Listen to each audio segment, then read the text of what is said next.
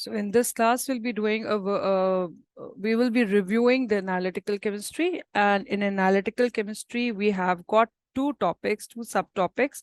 Topic number one, if you can see, I have a copy of syllabus. I have a syllabus here with me.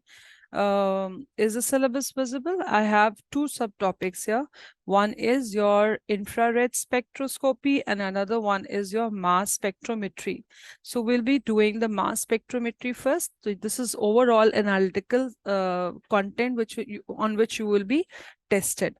So let's see what we have in the mass spectrometry. Initially, a part of mass spectrometry was in the AS syllabus, but अभी lately इन्होंने 2023 से जो A2 के भी जो content था related to mass spectrometry वो भी इन्होंने AS पे डाल दिया है. राइट तो हमारे पास जो पहले जो कंटेंट था वो बहुत ही सिंपल एंड इजी था. That was they were asking us on the basis of the isotopic abundance. They were asking to find out the relative atomic mass of the element. The mass of the spectrometer, how it works, that is not in a syllabus. We are not supposed to know the working, how it works, right? So we need to calculate on the basis of the isotopic abundance what is an AR of an element. So that was the first concept. Now coming to the second concept that I've already, relative atomic mass of an element, here on the basis of the relative atomic abundance of the isotope, that we are supposed to do.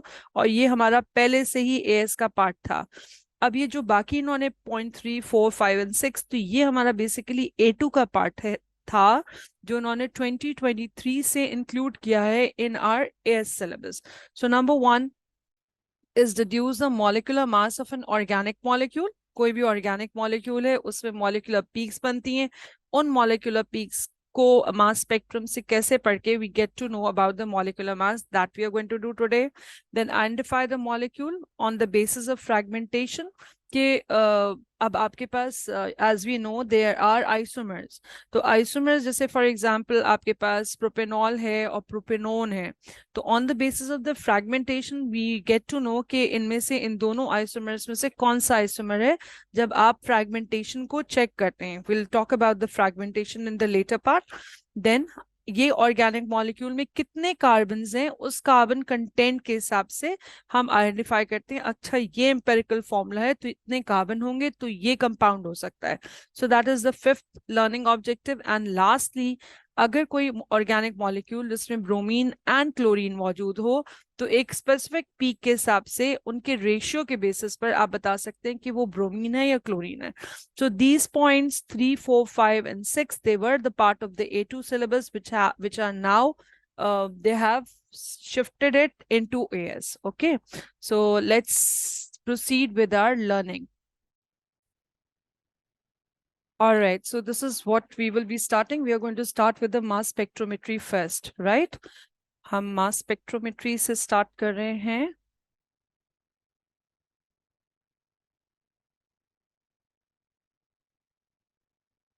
Now, as I'll be going slide by slide, and it says that the mass spectrometry is an analytical tool. और जैसे अभी मैंने आपको learning objectives सिखाया from the syllabus, so we can calculate the relative atomic mass of an element. This we already know. And number two, that we can determine the molecular mass of an organic compound, and we can also determine the molecular formula of an organic compound on the basis of fragmentation. Okay, so this is a learning objective. This is what we will be doing. Now this you already know, finding the relative atomic mass. मैं एक simple सा question कराती हूँ past paper का. I'm sure you'll be able to get back to it. Mass spectrometer used to calculate the relative atomic mass. इस तरह का spectrum आपको दिखाया जाता है जहाँ पर x axis पर, where on the x axis this is basically your isotopic isotopes का जो उनका मास है. ठीक है, और ये पीक्स होती हैं वो डिफरेंट आइसोटोप की जो परसेंटेज अबंडेंस होती है उसके हिसाब से पीक्स होती हैं. तो इसको हम रीड कैसे करते हैं, ये नियॉन का दिखा रहे हैं. This is basically about the neon. So on the basis of the peak we can see that neon has got 3 isotopes. Neon has 3 isotopes. Now, and the percentage abundance of all the 3 isotopes, on the basis of percentage abundance, we can see that the neon 20 is basically 90.92. Neon 21 is 0.26%. उसका 100% में से 0.26% neon 21 आइसोटोपों का contribution होता है और neon 22 का 8.82। अब ये डिफरेंट आइसोटोप्स ऑफ नियॉन की डिफरेंट परसेंटेज abundance है. Now how to calculate the AR of neon? What we have to do is we have to take an average of all the isotopic abundance. We have, this is the percentage abundance, 90.92 for the neon 20 isotope, 0.26 percentage abundance of 21, and 8.82 for 22. So when we will be simplifying it, we will be getting answer 2.179, depending on examiner कितने significant values, कितने significant numbers तक value demand कर रहा है, उस हिसाब से अपना round off करेंगे. This is something very important. You have to write down the answer to the precision, whatever is the demand in the question. Moving ahead. Now, this was a worked example to support you. Now, this is another example. This is a part of the question which we are supposed to see whether we know the concept or not. I want all of you to do it on a paper and solve it. Now, this is a question from 2017, February, March, but initially 2016 में ये भी part आपका A2 का part था. So this question says that the mass spectrum of the silicon is shown over here. Now, instead of the percentage abundance, they are using the relative intensity. The relative intensity in terms of abundance, ठीक है. तो relative means comparative abundance की intensity इन्होंने y axis पे दी हुई है, and on the x axis इन्होंने हर isotope का AR दिया हुआ है. तो let's say कि silicon 28 जो है, ठीक है, उसकी abundance is approximately, we can say it's 92.2%, जो intensity के form में यहाँ दी हुई है.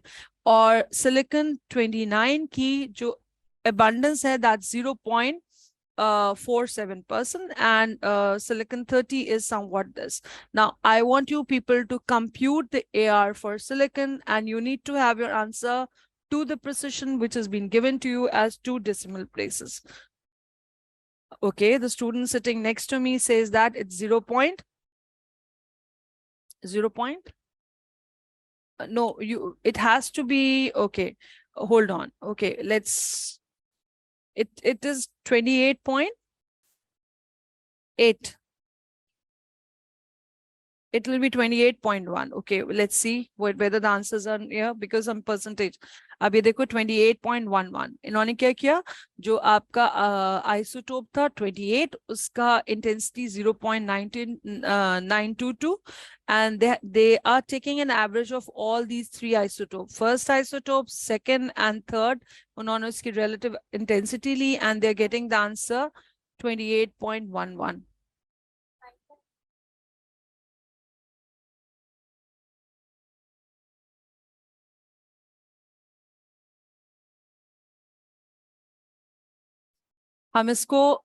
हम इसको डिवाइड बाय 100 नहीं करेंगे, जैसे कि ऊपर हमने पिछले एग्जाम्पल में, वर्कड एग्जाम्पल में देखा था. ठीक है, अगर I go back on the first word example, अगर मैं पीछे की तरफ जाऊं वर्ड एग्जाम्पल के ऊपर, there we have the percentage abundance. वहां पर इन्होंने परसेंटेज अबंडेंस दी हुई है, ये देखिए 90.92, तो ऑटोमेटिकली ये परसेंटेज में है. ठीक है, तो आपको इसीलिए मैंने ये क्वेश्चन पिक किया ताकि आपको पता चले कि अगर एग्जामिनर डेटा डिफरेंट फॉर्म्स में दे रहा है तो how to use it.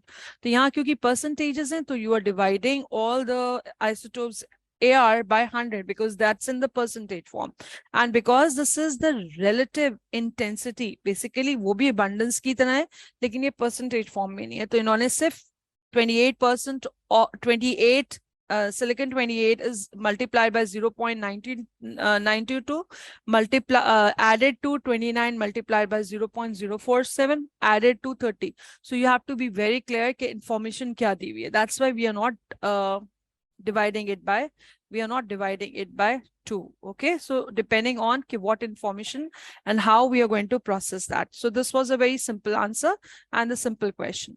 Moving ahead, अब थोड़ा सा टेक्निकल आ रहा है. द रीजन इज के अब हम MRs कैलकुलेट करेंगे. As the screen says that determine the molecular mass of an organic compound and also its molecular formula. So that is a learning objective. So let's move how to go about it. अब mass spectrometry सिर्फ atomic masses, आपको उसकी working नहीं चाहिए, लेकिन but still you should be able to understand कि mass spectrometer कैसे act करता है। अगर आप एलिमेंट का सैंपल या ऑर्गेनिक का सैंपल मास स्पेक्ट्रोमीटर में फीड करते हैं, तो वहाँ high electron intensity, high beam of electrons जो होती हैं उन एलिमेंट्स के ऊपर या उन मॉलिक्यूल्स के ऊपर, ऑर्गेनिक मॉलिक्यूल्स के ऊपर स्ट्राइक करते हैं। ठीक है, इलेक्ट्रॉन्स की बीम जो है उस सैंपल के ऊपर स्ट्राइक करती है। जब इलेक्ट्रॉन्स की बीम स्ट्राइक करेगी तो बेसिकली होता है क्या है कि जो आपके वैलेंस इलेक्ट्रॉन्स होते हैं उसको वो आप कोई भी, अगर स्ट्राइकर से कैरम बोर्ड पे आप अपनी स्ट्राइक करते हैं तो क्या होता है, जो बीच में आपने जो डिस्प्ले किया होता है वो स्ट्राइकर से क्या होगा, वो सारी बिखर जाती है। इसी तरह से यहाँ पर जो मॉलिक्यूल है या जो एलिमेंट है, जब आप इलेक्ट्रॉन की बीम उसके ऊपर हिट करेंगे तो जो वैलेंस इलेक्ट्रॉन्स हैं वो रिमूव हो जाते हैं। तो automatically what happens, you get the molecule positive molecular ion आपको मिलता है। ये मॉलिक्यूलर आयन हमेशा पॉजिटिवली चार्ज होता है, क्योंकि on striking the electron beam उसके इलेक्ट्रॉन्स जो होते हैं वो दे आर बीइंग रिमूव्ड। सही है। तो अब उसके बाद कंटिन्यूसली यही सैंपल जो कि उसका कुछ इलेक्ट्रॉन्स निकले हैं, वही सैंपल फ्रैगमेंट, उसी के ऊपर और मजीद इलेक्ट्रॉन्स जो है वो स्ट्राइक करेंगे तो वो डिवाइड हो जाता है इनटू फ्रैगमेंट्स। तो आपके मास स्पेक्ट्रोमीटर में आपने मॉलिक्यूल्स को फीड किया, ऑर्गेनिक कंपाउंड के एक सैंपल को फीड किया, और उस पर हाई इलेक्ट्रॉन इंटेंसिटी इलेक्ट्रॉन्स का बम्बार्टमेंट किया। जब आपने बम्बार्टमेंट किया तो वो मॉलिक्यूलर आयन में कन्वर्ट हो गया, और वो मॉलिक्यूलर आयन पे और मजीद बम्बार्टमेंट हुआ तो उस मॉलिक्यूल का फ्रैगमेंटेशन हो गया। ठीक है। अब फ्रैगमेंटेशन डिपेंड करता है, मतलब हर डिफरेंट डिफरेंट पार्ट्स में फ्रैगमेंट हो जाएगा। जरूरी नहीं है कि एक बड़े चंक में हो, वो छोटे छोटे छोटे छोटे फ्रैगमेंट्स में भी वो डिवाइड हो जाएगा।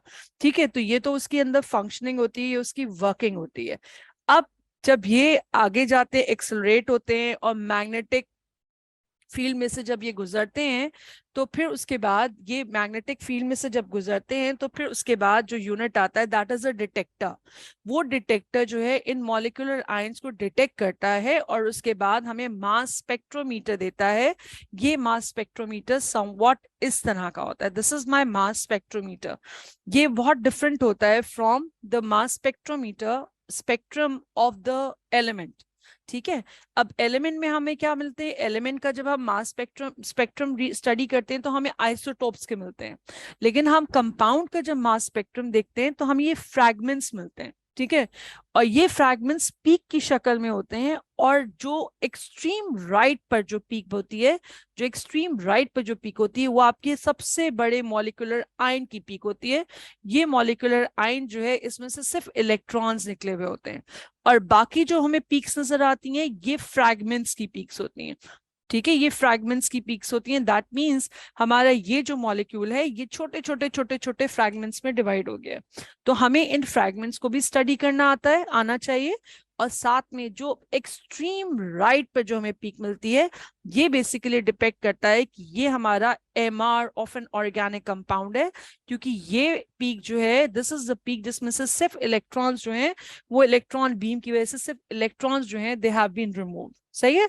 तो अगर एग्जामिनर हमसे पूछता है कि इस ऑर्गेनिक कंपाउंड का एमआर क्या है, तो हम एक्सट्रीम राइट की जो एमआर, जो ये क्या है, एक्स एक्सिस पे you getting the mass charge ratio, this is MR.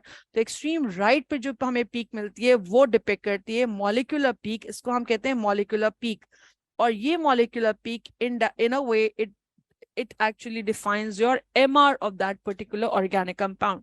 तो ये ऑर्गेनिक कंपाउंड जो मेरा है दिस इज बेसिकली कंपाउंड, अब मैं यहाँ पर स्टडी कर रही हूँ, इसका एमआर जो है वो 114 है। और ये एमआर जो है, ये कंपाउंड इन्होंने यहाँ पर बताया हुआ है, ये C8H18, दैट मीन्स ये कंपाउंड मेरा है octane. So octane is C8H18, जिसका एमआर लास्ट मॉलिक्यूलर पीक से मुझे पता चल गया विच इज बेसिकली 114। ठीक है, दिस इज क्लियर।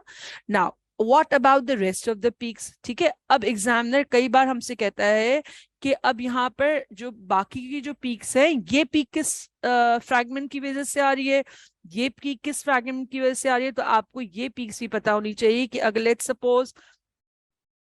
सपोज अगर मैं इन पीक्स को लेबल कर दूं as A, I don't know why my pen is giving me a hard time. Okay, let's see. अगर मैं इस पीक को कह दूं ए, इस पीक को कह दूं बी, राइट, इस पीक को सी, इसको डी एंड सो ऑन।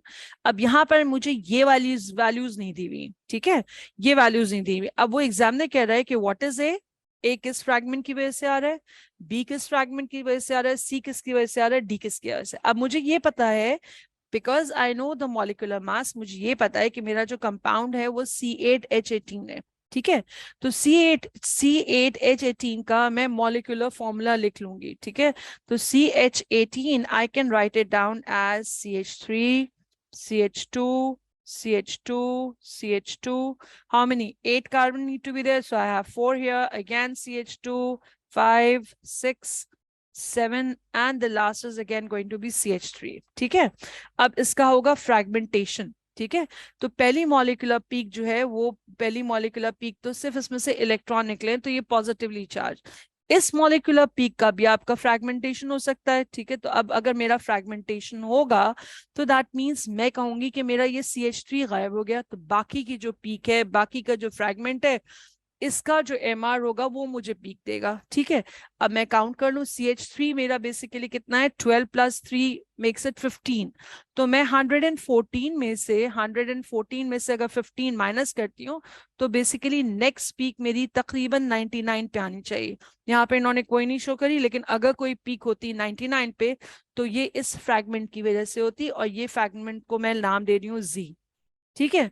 अब आते हैं नेक्स्ट। अब नेक्स्ट फ्रैगमेंट क्या होगा, अगर मेरा नेक्स्ट फ्रैगमेंट होता, तो मेरा नेक्स्ट फ्रैगमेंट ये CH2 भी आप रिमूव कर दीजिए। तो CH2 रिमूव करने के लिए मैं क्या कहूंगी, 15 प्लस हाउ मच, 12 + 2 14। तो 15 + 14 मेक्स इट 29। तो 114 में से आप 29 माइनस कर दीजिए, ठीक है। तो अब क्या कर रहे हैं हम, 114 में से हम 29 माइनस कर रहे हैं। जब 29 माइनस करेंगे तो नेक्स्ट पीक कितने पे आनी चाहिए हमारी, 85 पे। तो 85 वाली जो पीक है वो अब किसकी वजह से है, वो इसकी वजह से, it's because of this, it's because of CH3, CH2, CH2, CH2, CH2, CH2। ये पीक इसकी वजह से, ठीक है, समझ में आ गई। तो ये बेसिकली कितने, 1 2 3 4 5 6, सो this is basically 6। And accordingly आपके जितने भी हाइड्रोजन होंगे, तो C6H13, C6H13 मॉलिक्यूलर पीक जो फ्रैगमेंट है, उसकी वजह से मेरी पास पीक आ रही है 85 पर, ठीक है। ये पीक मेरी 85 पे आ रही है, सही। अब हुआ ये कि अब ये बड़े बड़े फ्रैगमेंट्स हैं, अब ये बड़े बड़े फ्रैगमेंट्स फिर से ब्रेक डाउन होंगे। तो अब लेट्स से एक CH2 और मेरा निकल गया, एक CH2 मेरा और निकल गया, this is again been remove, this has been remove.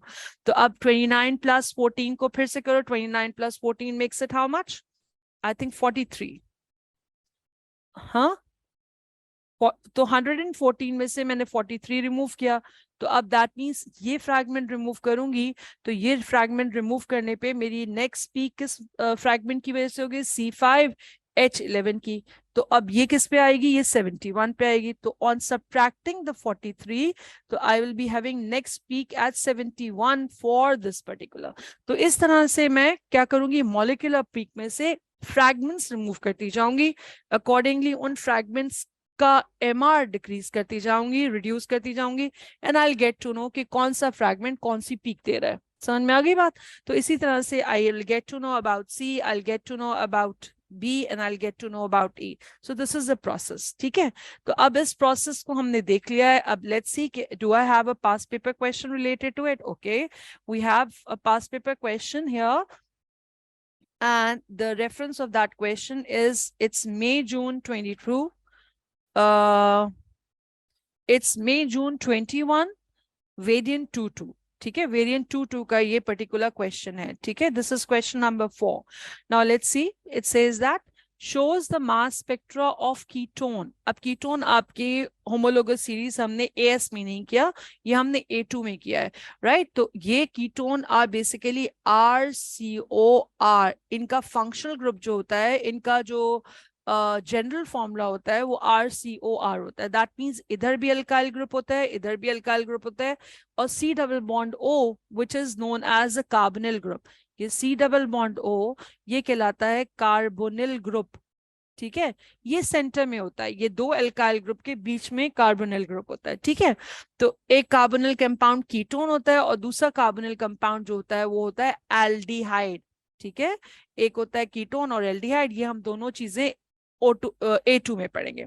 Fine, तो लेट्स सी कि अब ये कह रहे हैं कि इनके पास C5H10O, this is the general formula, और लेट्स सी कि व्हाट आर दे सेइंग, और उसका इस कीटोन का जो मॉलिक्यूलर पीक है, this is my molecular peak, so that means इसका एमआर जो है वो दैट इज 86, इसका इस कीटोन का जो एमआर है वो 86 है। ठीक है, अच्छा अब ये क्या कह रहे हैं, use information in figure 5.1, this is a figure 5.1 to suggest the formula of the fragments with the peak at 29 and at 57.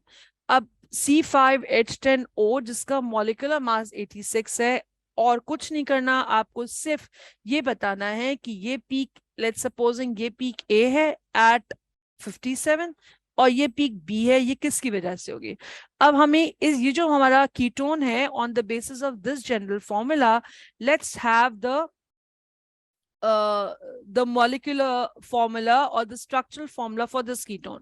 इसके पास है कार्बन 5, तो दो, एक कार्बन तो CO में लाजमी होगा और दो एल्काइल ग्रुप्स इसके आसपास होंगे। तो क्या हम ये कर सकते हैं कि we have it C2H5, तो ऑल टुगेदर कितने होंगे, 3 कार्बन हो गए, और उधर भी हम C2H5 कर ले, तो ये मेरे कीटोन का एक स्ट्रक्चर है। ठीक है, अब अगर मैं C2H5 को और सिंप्लीफाई कर लूं, तो can I write it down as CH2CH3, I am just erasing it very quickly, so I can write it down as CH3CH2 as well as CH2 and CH3। एक तो मेरे पास ये कीटोन हो गया। ठीक है, और दूसरी पॉसिबिलिटी दूसरे कीटोन की क्या हो सकती है, the second possibility I can have, the second possibility I can have is I can have CH3, CH2, CH2, CO and just CH3 on this side। ये दो कीटोन्स पॉसिबल है ना। अब आप देखिए इनमें 5-5 कार्बन है, 5-5 कार्बन ऊपर वाले में भी है। अब हम इनकी फ्रैगमेंटेशन करते हैं। Let's start with the fragmentation, क्योंकि ये पूछिए फ्रैगमेंट्स है कि ये पीक, ये वाली पीक कौन सी होगी और ये पीक किसकी होगी। ठीक है, तो फ्रैगमेंट्स करते हैं। अगर मैंने इसके अंदर लेट्स से अगर CH3 की फ्रैगमेंटेशन करी, अगर सिर्फ CH3 को निकाला, तो CH3 को निकालने का मतलब है मैं 86 में से कितना माइनस कर रही हूँ, 12 + 3, that means I am just subtracting 15। तो ये मेरे पास आना चाहिए कितना, 1 एंड हाउ मच, 71। लेकिन ये 71 वाली पीक तो पूछ ही नहीं रहे, ये कौन सी वाली पीक पूछ रहे हैं, ये पूछ रहे हैं 57 वाली पीक, 57 वाली पीक। तो दैट मीन्स मुझे 86 में से अगर मैं 57 को माइनस करती हूँ तो कितना हुआ, ये 9 एंड हाँ 29 का मतलब है कि एक CH3 जा रहा है और एक CH2 जा रहा है। तो CH2 का मतलब है 12 + 2 makes it 14 and CH3 makes it 15, so when you sum it up तो basically 29।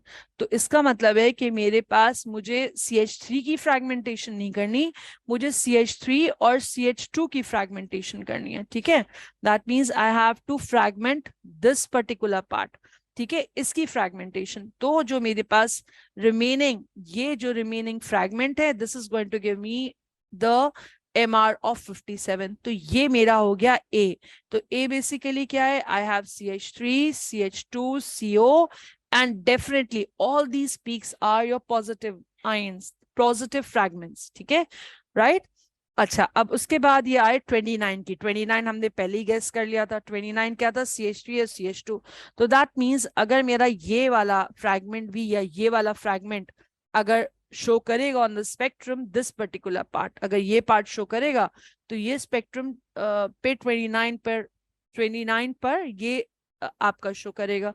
तो this particular B is because of CH3 CH2 ion।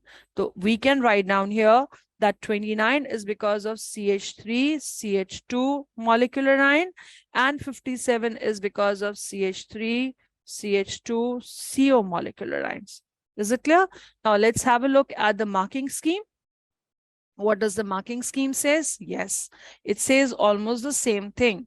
अब ये कह रहे हैं कि ये it can have a इनके पास ये देखिए ये कीटोन हो सकता है या ये कीटोन हो सकता है, ठीक है। जो मैंने आपको शुरू में बताया था CH3 CH2 CO CH2 CH3, either this or you can have this as a ketone। अब उन्होंने उसकी फ्रैगमेंटेशन करी, ठीक है। अब फ्रैगमेंटेशन करने पर ये देखिए यहाँ पर इन्होंने इसकी फ्रैगमेंटेशन करी, ये रिमूव किया। जब ये रिमूव किया तो ये वाला जो है दिस इज गिविंग यू 57 वाली पीक, और ये वाली जो है ये आपको दे रही है CH2 CH3। Basically this is CH3 CH2 ion which is basically known as C2H5, so this is giving you 29 वाली peak। Is this much clear? Proceeding further, आगे चलते हैं। Let's see what else do we have in store. Okay, we have another question, और इसका reference जो है that is May June 22 and variant is again 22, so this is the reference। सही है। अच्छा, let's do this particular question। ये सारे latest paper के क्वेश्चंस हैं, क्योंकि मैंने आपको बताया कि पहले इंफ्रारेड और मास स्पेक्ट्रोमेट्री के ये वाले जो ऑब्जेक्टिव था ये A2 का पार्ट था, ठीक है। तो रीसेंट ईयर्स में you will find the questions related to mass spectrometry. सही। अच्छा, now it says that question number 6 का बी पार्ट इस पर्टिकुलर वेरिएंट का इस ईयर का, and it says that the table 6.2, this is the table 6.2, shows the percentage by mass of each element present in Z। एक compound है organic compound Z जिसके अंदर carbon hydrogen oxygen की percentage दी हुई है। Now what are they asking? They're saying that using the table 6.2 demonstrate that the empirical formula of Z is CHO। आपको empirical formula निकालना आता है? हम क्या करते हैं, we make 3 columns CHO and then whatever the percentages they have given, 41.38 divided by the AR, that's 12। Similarly we have hydrogen की क्या होगी, 3.45 divided by 1, oxygen 55.17 divided by the AR of oxygen, that's 16। when you'll simplify you have to prove that this is the empirical formula, ठीक है। इन्होंने पहले ही आपको state किया हुआ है, the empirical formula is basically your CHO, ठीक है। अब आगे प्रोसीड करते हैं। let's see what else do they have in the later part of the question। now this is the most important part जिसके ऊपर हमें focus करना है, and it says that the figure 6.1 shows the mass spectrum of Z, और Z हमने identify कर लिया, इसका empirical formula जो था वो था CHO, ठीक है। अब डिड्यूसिंग द मॉलिक्यूलर फॉर्मूला, अब यहाँ पर ये इंपेरिकल फॉर्मूला की बात कर रहे हैं पिछले पार्ट में। अब ये कह रहे हैं कि यहाँ पर what we have to deduce, what does deduce means you have to find out the molecular formula of Z। तो empirical formula n number of times becomes your molecular formula. It becomes the molecular formula. So what we need to know is what is the value for n. Explain your answer by referring to the molecular ion peak in 6.1 and the empirical formula Z। अब यहाँ पर आपके पास molecular ion peak, ठीक है। मैंने क्या कहा था, एक्सट्रीम राइट पर जो पीक है वो आपकी मॉलिक्यूलर आयन पीक है, तो 116 is your molecular ion peak, ठीक है। तो अब हमारे पास CHO जो है, CHO equals to the molecular ion peak, या MR कह लीजिए इस कंपाउंड Z का, MR है 116, ठीक है।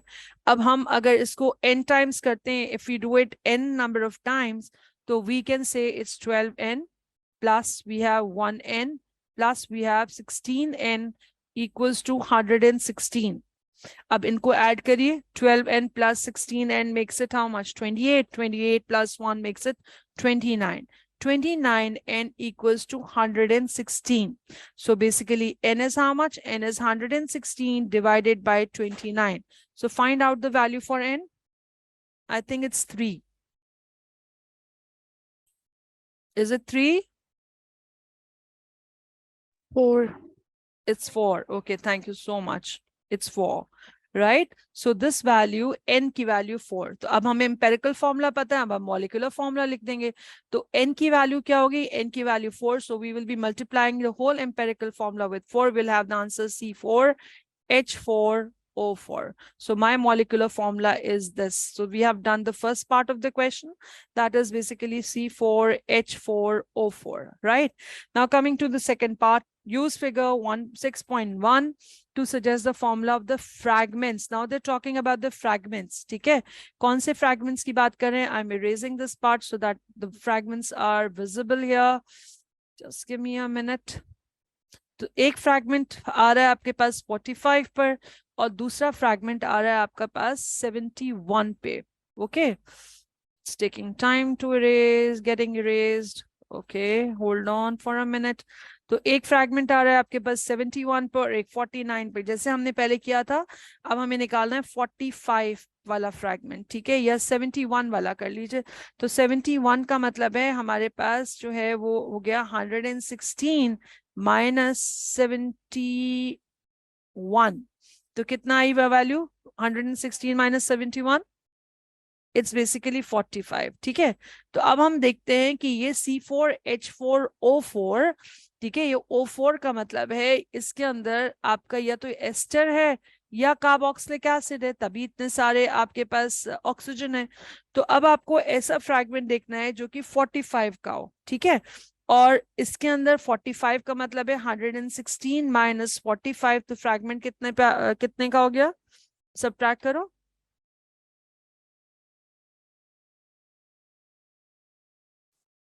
How much? ओके ये 71 का फ्रैगमेंट. तो दैट मींस पूरा मॉलिक्यूल दो पार्ट्स में डिवाइड है. एक फ्रैगमेंट 71 पे आ रहा है और दूसरा रिमेनिंग 45 पे आ रहा है. ठीक है, तो let's start working on it कि 71 वाला फ्रैगमेंट कौन सा हो सकता है. तो एक तो मैंने आपसे कह दिया कि एक हो सकता है इसके अंदर कार्बोक्सिलिक एसिड हो. तो carboxylic acid as a whole को, क्योंकि कार्बोक्सिलिक एसिड नॉर्मली जो इतने भी केसेस हमने किए वो टर्मिनल्स पर होता है. तो कार्बोक्सिलिक एसिड का एमआर निकालिए. It's 12 plus 16 into 2 32 32 plus 1. Give me the MR. It's 12 plus 6 32, 12 plus 32 plus 1, that makes it 5 and 45. ठीक है, तो इसका मतलब हमारे पास 45 वाला आपके पास फ्रैगमेंट आ गया ये कार्बोक्सिलिक एसिड का. और रिमेनिंग जो है वो आपका 71 का. तो एक कार्बन, दो ऑक्सीजन और एक हाइड्रोजन निकल गया. तो C4H4O में से आपने एक कार्बन निकाल दिया, तो दैट मीन्स आपके पास बचा C3. हाइड्रोजन कितने बचे आपके पास? That is again C3. And O कितने बचे आपके पास? 2. एंड ये वाला जो फ्रैगमेंट है ये आपको देगा 71 वाला.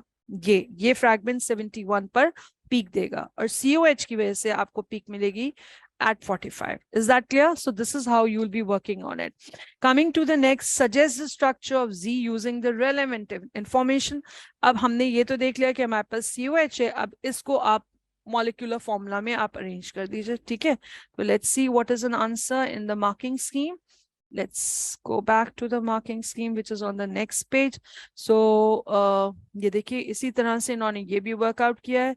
एम्पेरिकल फॉर्मूला इन्होंने निकाला CHO, ये इनको सिर्फ प्रूव करना था. देन दे हैव उसको इन्होंने 119 divide by 29, they were able to find out this is the same. We were also getting the molecular formula. Then peak 145 is at COH, ये आपकी पीक है. ठीक है, और दूसरी पीक जो रिमेनिंग आपका कार्बन है वो दूसरी पीक है. ठीक है, this is done. Moving ahead, आगे बढ़ते हैं.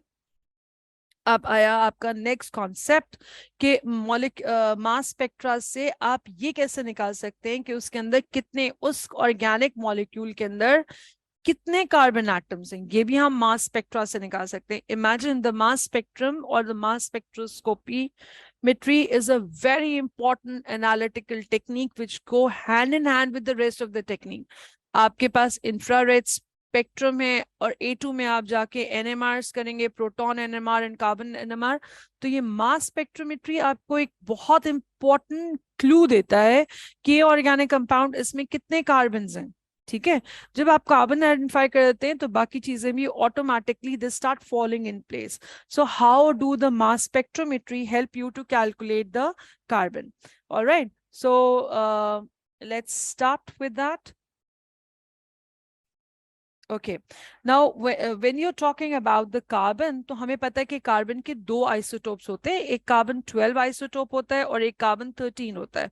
ठीक है, कार्बन 12 की, कार्बन 13 की जो परसेंटेज होती है आइसोटोप, अभी हमने बात करी कि relative abundance as compare to carbon 12 which exist in abundance, उसके मुकाबले में कार्बन 13 जो है वो 1.1% abundance रखता है। It exist in the percentage abundance of 1.1। ठीक है, ये इतनी abundance। तो अब आप देखिए इसके अंदर जब हमें मास स्पेक्ट्रा मिलता है, ऊपर भी आप फोकस करेंगे, ऊपर भी मैं जाऊंगी, तो उस वक्त मैं इसकी बात नहीं कर रही थी, but now I want to bring this into focus. We have the molecular peak, M peak, जो कि हमें सबसे बिगेस्ट फ्रैगमेंट से मिलती है। उसके बराबर में एक छोटी सी पीक होती है, and this peak is basically m+1 peak. We label it as m+1 peak. ये m+1 peak जो होती है, this molecular peak, ये होती है कार्बन 12 की वजह से, जिसकी abundance ज्यादा है, which is 99 point, which is 99 point something or whatever, 1.1 minus कर दें 100% में, तो वो कार्बन 12 की abundance है। और ये जो पीक होती है, that is because of the carbon 13 isotope which is present in the organic molecule, जिसकी abundance जो है वो 1.1 है। तो मॉलिक्यूलर पीक के बिल्कुल बराबर में। अब इनकी रिलेटिव अबंडेंस जो होती है, इनकी जो रिलेटिव अबंडेंस है, उसके बेसिस पर, ठीक है, हम निकाल पाते हैं कि कितने आपके कार्बन के कितने एटम्स होते हैं। तो इसके लिए हमारे पास एक सेट फॉर्मूला होता है। ठीक है, तो ये देखिए यहाँ पर आप देख रहे हैं मॉलिक्यूलर पीक और मॉलिक्यूलर m+1 पीक। तो इन दोनों का जो रेशियो है, राइट, उस रेशियो के बेसिस पर हम फाइंड आउट करते हैं कि कितने कार्बन है। Okay, before we move on, let's read this text, जो कि मैं आपको explain कर चुकी हूँ। The molecular peak is caused by the presence of, okay, I'm left with lesson, all right.